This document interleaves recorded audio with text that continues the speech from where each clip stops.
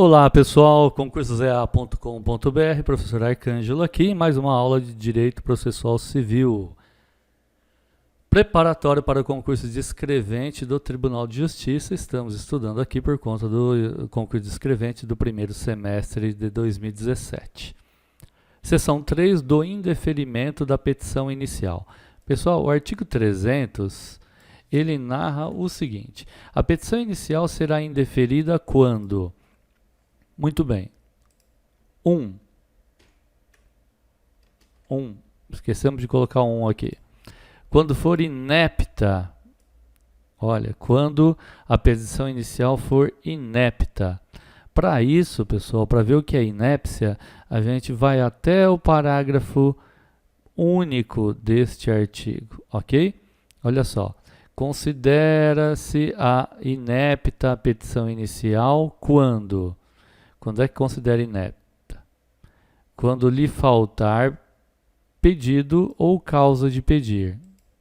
Ok? Não há o pedido ou não há motivo, causa para fazer o pedido. 2. Quando que ela é inepta? Quando o pedido for indeterminado, não determinou exatamente qual é o pedido, claro, ressalvadas aquelas hipóteses legais em que a lei permite o pedido genérico. Também no 3, quando da narração dos fatos não decorrer logicamente a conclusão. Narra os fatos, mas não dá para concluir nada, ela é inepta. 4, quando tiver pedidos incompatíveis entre si, tá certo? Muitas vezes os pedidos não são compatíveis, e aí nesse caso, inépcia da inicial. Bem, isso é o que narra o parágrafo 1º que fala da inépcia. Então, olha só. Vamos lá. Indeferimento do pedido inicial. Quando for inepta, nós temos 4 situações de inépcia, como vocês observam aqui nesse quadro. Sugiro a vocês que dêem uma pausa no vídeo e analisem cada um deles. Vamos voltar aqui.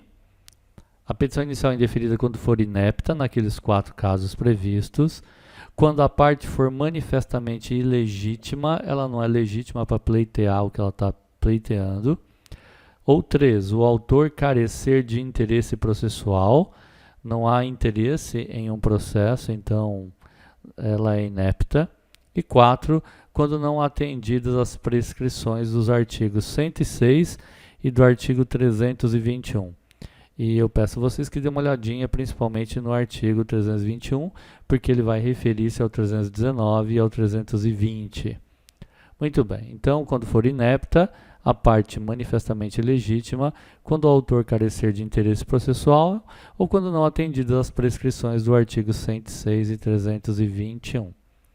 O parágrafo 1º falaria então de quando que ela é inepta, tá certo? Muito bem. Nós temos uma observação a fazer a vocês, olha só. Além da supressão da impossibilidade jurídica do pedido como causa de indeferimento da petição inicial e também da previsão de que a formulação do pedido indeterminado é causa de indeferimento do pedido e ainda da inclusão da obrigação imposta ao autor nas ações que tenham por objeto a revisão de obrigação decorrente de empréstimo, de alienação ou de financiamento de bens, de discriminar na petição inicial, dentre as obrigações contratuais, aquelas que pretende converter, o legislador deslocou o reconhecimento da ocorrência da decadência ou da prescrição no rol das situações que ensejam o indeferimento da petição inicial para o artigo 332. Então, o que houve de mudança no CPC? Supressão da impossibilidade jurídica do pedido como causa de indeferimento da petição inicial. Anteriormente, no antigo CPC, a impossibilidade jurídica do pedido já era causa de indeferimento da petição inicial. Hoje não é, nem é mencionado mais, ok?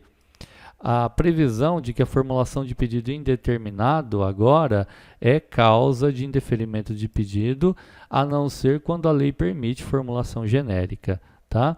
E ainda incluiu uma obrigação ao autor, né, nas ações que tratam de revisão aí de obrigação, né, ou de alienação, financiamento de bens, de discriminar na petição inicial quais são as obrigações contratuais, aquelas que ele pretende controverter, controverter, discutir, tá certo?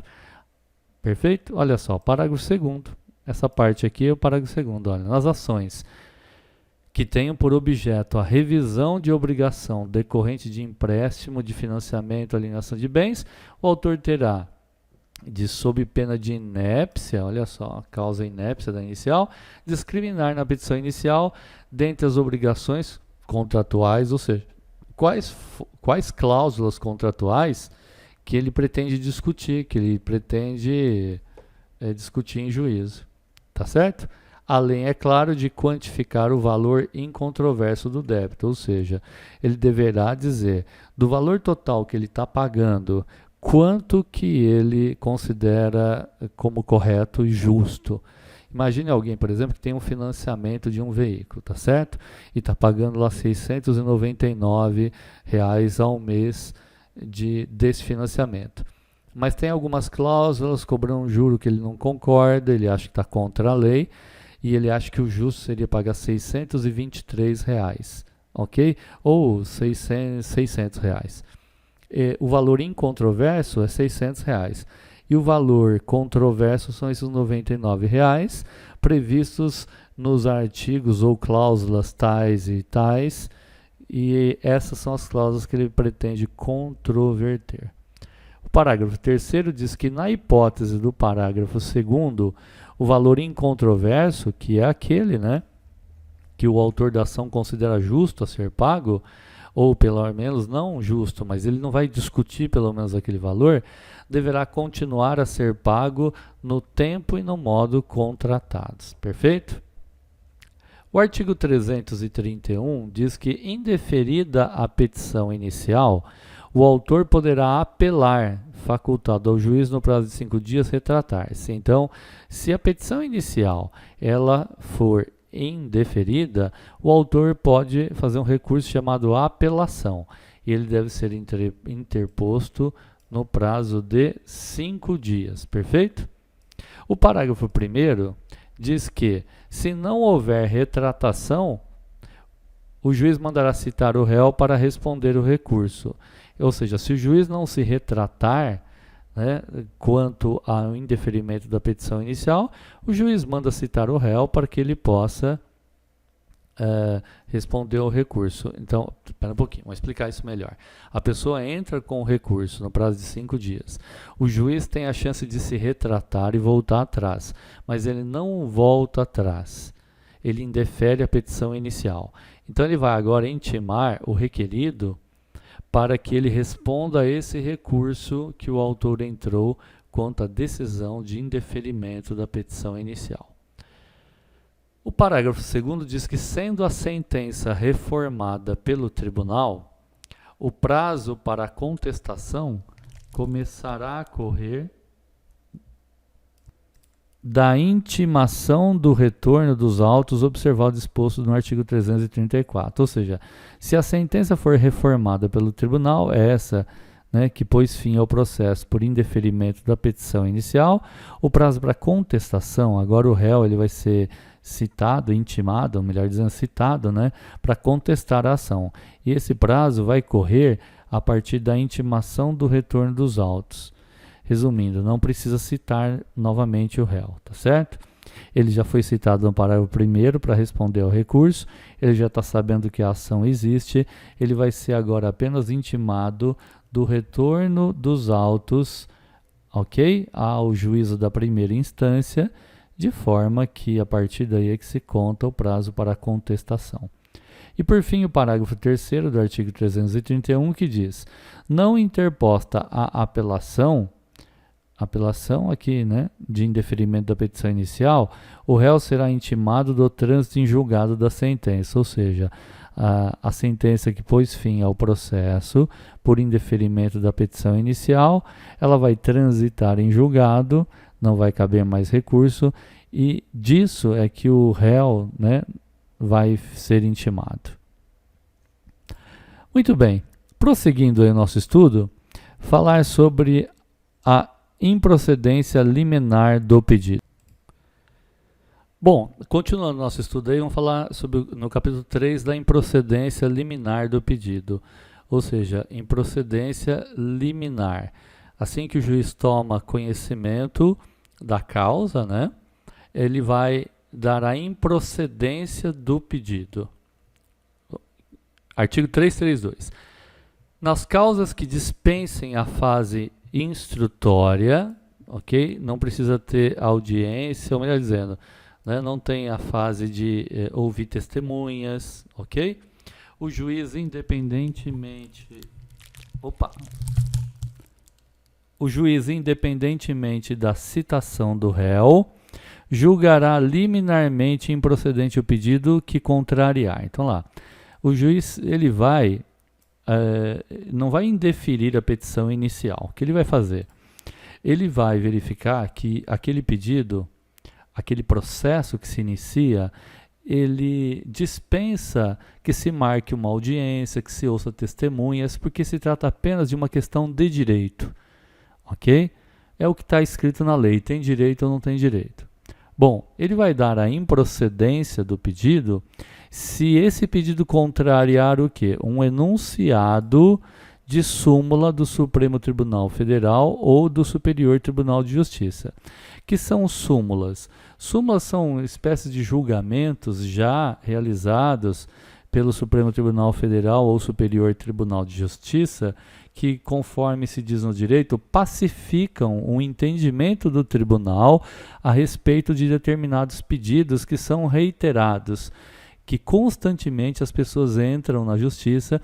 Então, nesses casos, muitas vezes os tribunais, eles pacificam aquela decisão, fazendo com que todos os juízes do Brasil todo, da União, né, e dos estados, decida daquela maneira como a súmula, ok? Que é uma decisão desses colegiados, como ela julgou o caso. O juiz, então, tem que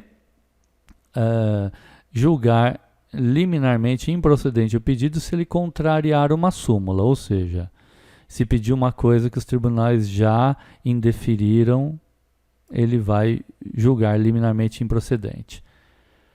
2. Acórdão. O que é acórdão?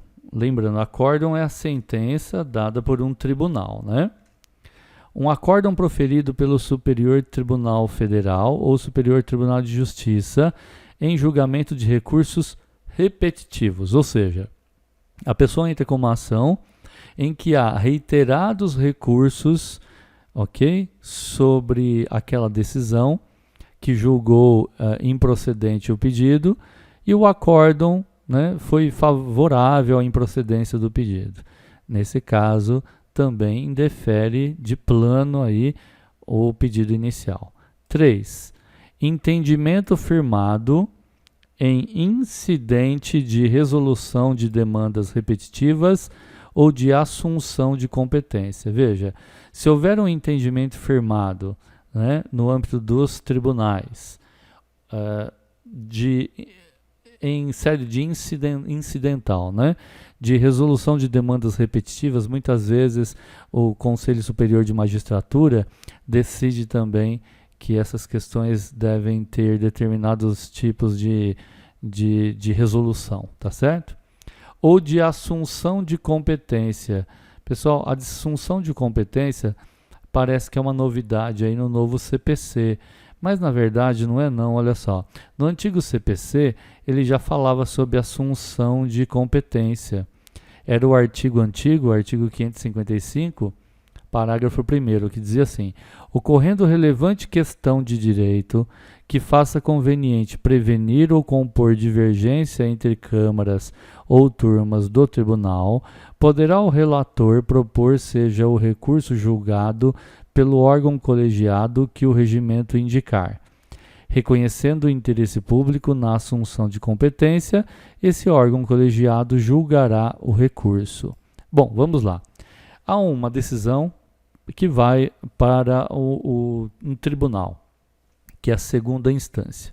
Isso cai na mão de um relator, é o juiz que vai ler e vai relatar o processo e vai dar uma decisão que depois é levada para outros juízes numa reunião conjunta, né? E esses juízes conjuntamente, são chamados de desembargadores, esses juízes vão julgar aquele recurso. Então vamos lá. o relator ele está com o recurso em suas mãos, ok? Mas há ali uma questão de direito muito relevante, ok? E o relator percebe que pode correr o risco daquela turma que ele faz parte, né, na qual ele faz parte, de decidir de maneira divergente de outras turmas, de outras câmaras, né, já que no tribunal tem várias turmas recursais. Então, o que ele faz? Para que prevenir divergências entre as câmaras ou turmas do tribunal, ele pode propor que esse recurso seja julgado por um órgão colegiado indicado pelo regimento interno do tribunal e que aí composto de juízes que seriam mais habilitados a pacificar essas possíveis divergências entre as câmaras, e aí nesse caso essa Câmara, se ela reconhecer, né, o interesse público nessa assunção de competência, esse órgão colegiado ele vai julgar o processo. Então, a assunção de competência é isso.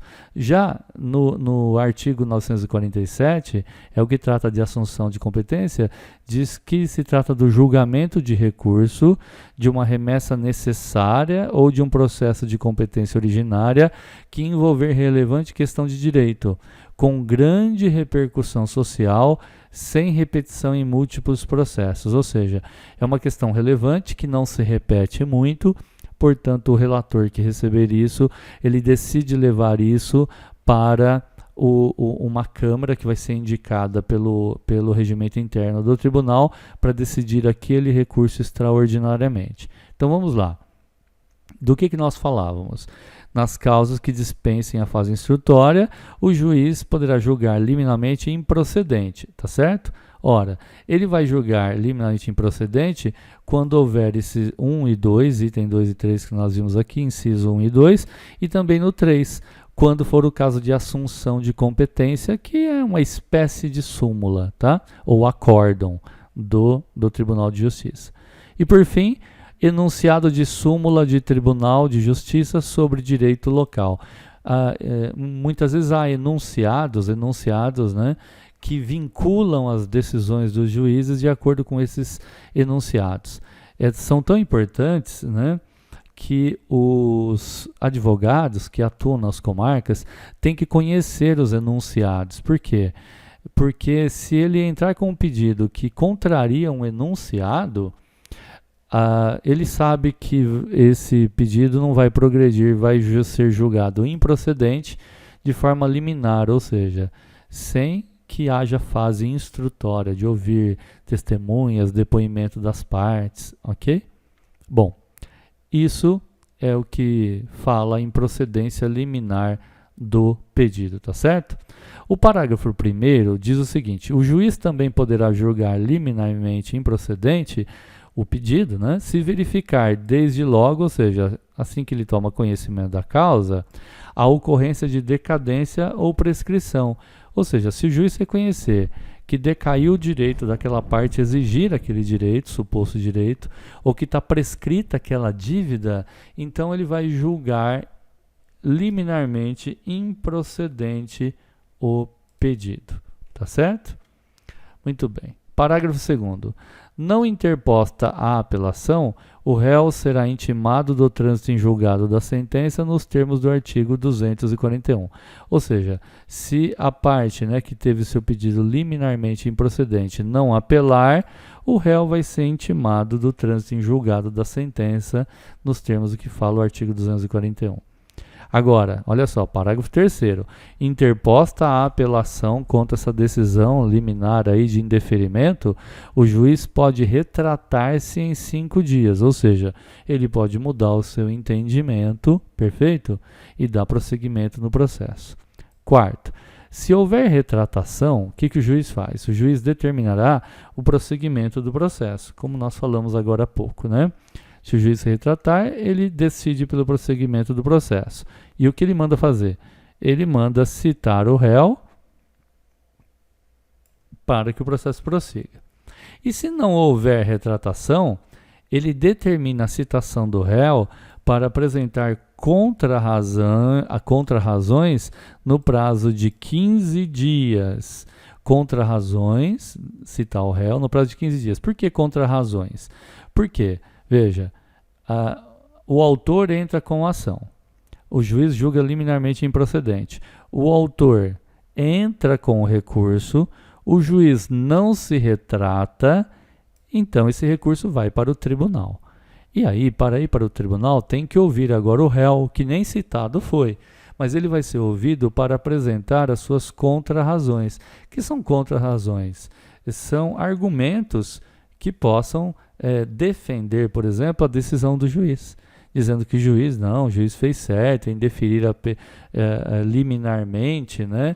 Julgou, não deferiu liminarmente, mas que julgou improcedente o pedido, ele está correto, tal. Veja, o réu nem havia sido citado, mas ele vai ser citado para oferecer essas contra-razões. Ou seja, são as suas razões, os seus argumentos, contra-razões, argumentos contrários aos argumentos daquela parte que entrou com a apelação contra o julgamento liminar, tá certo?